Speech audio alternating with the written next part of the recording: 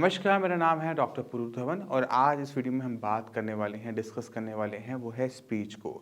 एक paralysis patient में जब स्पीच की, बोलने में दिक्कत आ रही होती है, तो वो दिक्कत किस-किस तरह की हो सकती है, कहाँ पर हो सकती है, उसको अगर हम समझ जाते हैं, तो उसे ट्रीट करना आसान हो जाता है।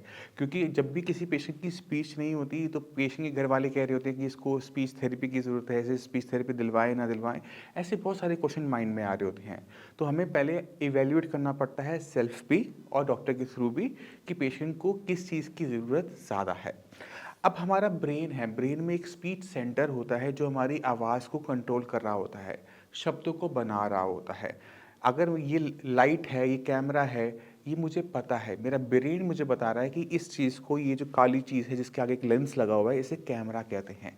ये चमकती हुई चीज़ को लाइट कहते हैं, ये मेरा ब्रेन बता रहा है। अगर मेरे ब्रेन को नुकसान हो जाए और मुझे ये दिखे कि चीज़ लाइट जल रही है बट इसे बोलते क्या हैं, तो ये मेरी ब्रेन की दिक्कत है कि मैं चीज़ों को पहचान नहीं पा रहा। और जब मैं किसी चीज़ को पहचान नहीं पा रहा, तो मैं उसका नाम नहीं दे पा रहा और मुझे नहीं पता इसे कैसे बोला जाएगा। ऐसे पेशेंट कुछ वर्ड जो सिखाए जाते हैं वो बोल लेते हैं। जैसे उनको अपने बेटे से मिलवाओगे कि इसका नाम राहुल है, तो राहुल को बुला लेंगे। राहुल पूछेगा कि मेरा नाम क्या है, वो बोलेंगे राहुल। बट वो कभी भी खुद ब खुद राहुल को वो नहीं बुलाएंगे कि राहुल मुझे पानी चाहिए, वो नहीं कर पाते। वो करते रह जाएंगे, उसको डिस्क्राइब कर देंगे, बट उसका नाम क्या है लाइट का, इसे लाइट बुलाते हैं, ये कहना उनके लिए मुश्किल होगा। हम पूछेंगे ये लाइट है, हाँ, बट जब उनसे पूछेंगे ये क्या है, वो आंसर नहीं कर पाते। तो ये दिक्कत ब्रेन के अंदर है। दूसरी दिक्कत क्या होती है जो हम देखते हैं, वहाँ पर पेशेंट आवाज़ निकालने की कोशिश करता है। जैसे एक नाम हम लेते हैं, वो है हर्षा। तो पेशेंट की मुँह से आवाज़ आएगी ह हा। पेशेंट ने क्या बोला? पेशेंट ने क्या बोला था? हर्षा, बट अंदर से आवाज़ आई ह हा। ऐसी कंडीशन होती है जहाँ पे हवा, हमारे लंग से जब हवा निकलती है, तो हवा की जो मॉड्यूलेशन है वो तो ठीक है, क्योंकि ह हा और हर्षा में हम अपने लंग्स में से हवा तो सेम निकालते हैं, बट फ़र्क क्या होता है कि हमारी जो टंग की मूवमेंट है वो ह में नहीं हो रही, बट हर्षा में क्या हो रहा है कि मैं टंग को रोल कर रहा हूँ, कभी वो मेरे टीथ को टच कर रही है, कभी मेरे ऊपर पैलेट को टच कर रही है और उससे एक नई साउंड, एक परफेक्ट साउंड क्रिएट हो पा रही है। बट जब मैं सिर्फ ह हा कर रहा हूँ तो मेरी टंग की मूवमेंट नहीं हो रही। तो ये हमने इवैल्यूएट करना पड़ता है कि पेशेंट को वो नाम पता है या नहीं पता। अगर वो ह हा कर रहा है, हमें पता है कि वो हर्षा बोलना चाहता है और हमें काफ़ी हद तक वो समझ में भी आ रहा है, बट टंग की मूवमेंट नहीं। ऐसे केसेस के अंदर हमें पेशेंट को स्पीच थेरेपी देनी पड़ती है, क्योंकि यहाँ पे टंग की मूवमेंट करने में पेशेंट को दिक्कत हो रही है। जब हमने हर्षा बोला था तो हमारी टंग आगे पीछे हिली थी, टीथ पे लगी थी, पैलेट पे लगी थी, बट वो पेशेंट नहीं कर पा रहा। तो उसको वो करवाने के लिए हमें एक एक वर्ड पर काम करना पड़ता है। जैसे जब हम क बोलते हैं तो क कहाँ से बोल रहे हैं? क हम गले के पीछे से बोल रहे होते हैं। क, ख, घ, घ, यहाँ पे टंग बिल्कुल मूव नहीं की। बट जब छ, द, न बोलते हैं तो हर बार हमारी जो टंग है वो टीथ को टच कर रही होती है। और जब हम त, थ, ध, न बोलते हैं तो क्या होता है कि टंग जो है वो ऊपर पैलेट को टच कर रही होती है। तो ये जो कंट्रोल है हमारी टंग का साउंड बनाने में, ये सीखने के लिए स्पीच थेरेपी काफ़ी हेल्पफुल होती है। तो काफ़ी हद तक समझ गए कि 3 मेजर ऑर्गन हो गए जो हमारी स्पीच को कंट्रोल कर रहे हैं। पहला है ब्रेन, की चीज़ों को हमें पता है या नहीं पता कि इसे बोलना क्या है। दूसरा है हमारे लंग्स कि वो इस तरह से साउंड को, हवा को क्रिएट कर पाएँ। और तीसरी चीज़ है हमारी टंग, जो इसको साउंड को काफ़ी हद तक परफेक्ट करती है। एक और चीज़ होती है जो स्पीच को कंट्रोल करती है, वो है हमारा वॉइस बॉक्स।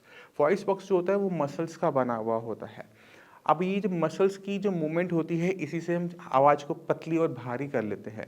जैसे अगर एक लड़का लड़की की आवाज़ में गाना चाहे तो वो गा सकता है, और एक लड़की अगर लड़की की आवाज़ में गाना चाहे, आवाज़ मोटी करना चाहे, तो वो मोटी कर सकते हैं। तो ये कहाँ से हो रहा है? ये हमारे दाँत से, मुँह से, होठों से तो हो नहीं रहा, ये होता है गले से।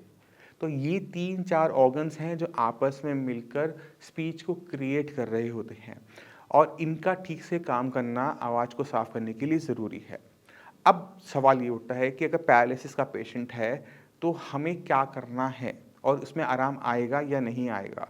तो पहले हम बात कर लेते हैं किन किन पेशेंट में हमें आराम देखने को मिलता है और किन पेशेंट में आराम देखने को बिल्कुल भी नहीं मिलता। अगर पेशेंट मान लो कि कोई भी शब्द क्लियर नहीं बोल पाता और उसकी किसी भी तरीके से हमें समझ में नहीं आती, जैसे मैंने बोला कि मेरा नाम क्या है, न न न न न न न, हमने पूछा खाना खाओगे, न न न न न न। जब पेशेंट सिर्फ इतनी ही साउंड निकाल पा रहा है और हर किसी चीज़ का आंसर वो एक ही साउंड में दे रहा है, तो इस कंडीशन को हम ट्रीट करना मुश्किल मानते हैं। रीज़न क्या है कि इसमें स्पीच को लाना बड़ा मुश्किल है, क्योंकि हमें काफ़ी हद तक ये नहीं पता लग रहा होता कि प्रॉब्लम आखिर में है किस जगह पर। ब्रेन पे है, चीज़ों को रिकॉग्नाइज़ करने में है, इसको बोलना क्या है, या फिर वॉइस बॉक्स में दिक्कत है, या फिर टंग की मूवमेंट में दिक्कत है, नहीं समझ में आ रहा होता।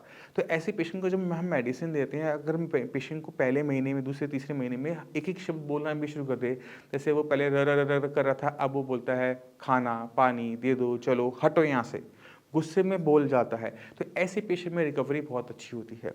तो आपने देखना है कि चाहे वो वर्ड नॉर्मल बात ना कर पा रहे हो, बट वो गुस्से में बोल जाते हो, गाली दिए जाते हो, अगर वो गाली भी दे रहे हैं ना किसी अपने घर वाले को गुस्से में आकर, तो ऐसे पेशेंट को ठीक करना आसान होता है। मगर अगर गुस्से के अंदर भी पेशेंट कुछ नहीं बोल पा रहा, कुछ नहीं कर पा रहा, कोई शब्द नहीं बोल पा रहा, ऐसे पेशेंट को ठीक करना मुश्किल होता है। एक और चीज़ होती है जो कि हमें स्पीच के पेशेंट में देखने को मिलती है, वो कि उनके लिए बोलना मुश्किल होता है, बट गाना बहुत आसान होता है, गाना बहुत अच्छे गुनगुना लेते हैं, किशोर कुमार के, लता मंगेशकर के। तो ऐसे पेशेंट में भी हमें रिकवरी देखने को मिल जाती है, और स्पीच बहुत आराम से, बहुत स्पीड से आती है अगर उसने आना होता है तो। अगर स्पीच ने नहीं आना होता, आप जितनी मर्जी कोशिश कर लो, आप पेशेंट को नहीं बुलवा सकते। तो आपको थोड़ा-सा फेथ दिखाना पड़ता है, थोड़ा-सा क्या कहते हैं, लीप ऑफ फेथ लेना पड़ता है कि चलो ट्राई करते हैं, हुआ तो ठीक है, नहीं हुआ तो कंडीशन इससे खराब तो हो ही नहीं सकती। तो पहली चीज़ हमें ये करनी पड़ती है। अब हमने ये बात कर ली कि किन पेशेंट को आराम नहीं आता।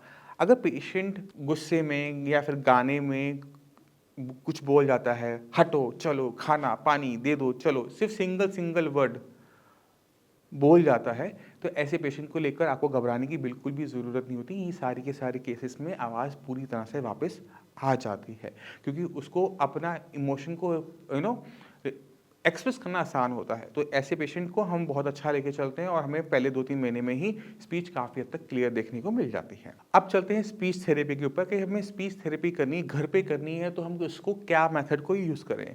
तो आपको, जैसे मैं अभी बता रहा था कि क में हम आवाज़ ऐसे निकालते हैं, च में ऐसे निकालते हैं, ढ में ऐसे निकालते हैं। तो आप एक काम कीजिए, एक हिंदी का जो अक्षर वाला चार्ट होता है ना, वर्ण चार्ट होता है, उसको घर पे ले आइए। जब हम क वक बोलना शुरू करते हैं, जो पहली लाइन है क वक जैसे करते हैं, क ख घ घ ना, ये सारे के सारे ना एक साथ चलने, एक तरह से सिमिलर साउंड करने वाले साउंड्स होती हैं, तो ये आराम से निकल जाइए, च छ झ, ये सारी की सारी सेम निकलने वाली हैं। तो ये हिंदी का जो वर्क होता है, चार्ट होता है, ये बहुत हेल्पफुल होता है किसी पेशेंट को, खासकर एक इंडियन पेशेंट को ठीक करने में, क्योंकि साउंड की जो किस तरह से निकाली जाए, उस हिसाब से हिंदी के वर्क बना हुआ है, जो अक्षर वर्क बना हुआ है। तो इसको आप यूज़ कीजिए, पेशेंट को डेली प्रैक्टिस करवाइए कि जब तक वो क ना बोले तो ख पे नहीं जाना, ख ना बोले तो ग पे नहीं जाना। तो इस तरह से क्या होता है कि पेशेंट की जो एक पर्टिकुलर साउंड को निकालने की जो चीज़ है, वो परफेक्शन में आनी शुरू हो जाती है।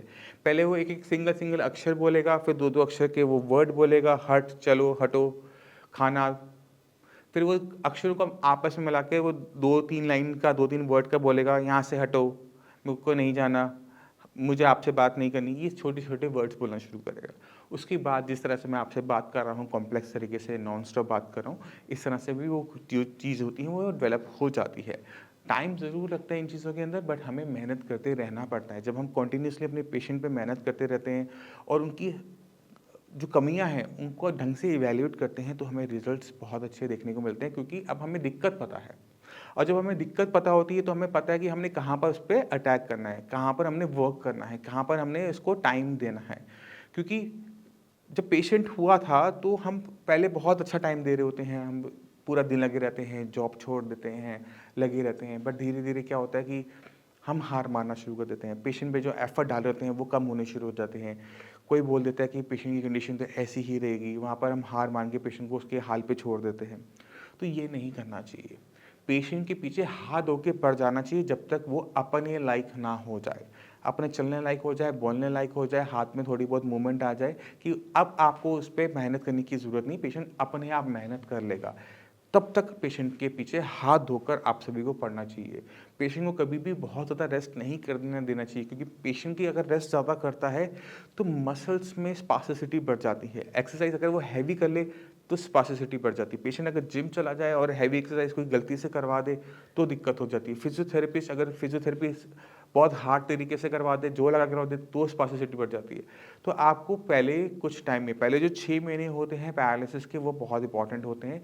इस टाइम के अंदर पेशेंट की मैक्सिमम रिकवरी करने के लिए मैक्सिमम एक्सरसाइज, मैक्सिमम एफर्ट्स डलवाने चाहिए और खुद भी डालने चाहिए। आप एक्सरसाइज कम करें, फिजियोथेरेपी से कम करवाएं, पेशेंट से ज़्यादा बोलें कि अपनी तरफ से कोशिश करें, तो ऐसी कोशिशें ज़्यादा कामयाब होती हैं इन कंपैरेटिव टू कि आप उसकी हाथ हिला रहे हैं, पैर हिला रहे हैं, हिला सकता है बट फिर भी आप करवा रहे हैं। आप इसलिए करवा रहे हैं क्योंकि आपने फिजियोथेरेपिस्ट को करवाते हुए देखा था। मत कीजिएगा।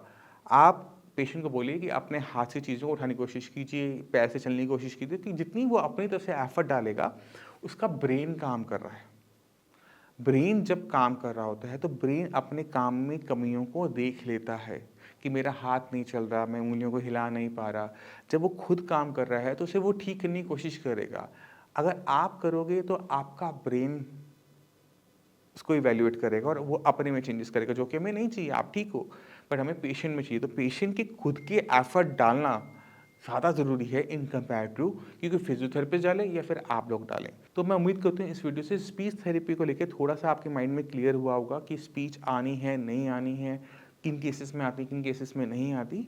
फिर भी आपके माइंड में कोई डाउट हो, डॉक्टर्स अवेलेबल हैं, आप मुझसे भी आके मिल सकते हैं और हम मिलकर इस पेशेंट को बेटर कर सकते हैं। इसी के साथ चलने की आज्ञा चाहूँगा। मिलते हैं अगली वीडियो में, तब तक के लिए नमस्कार।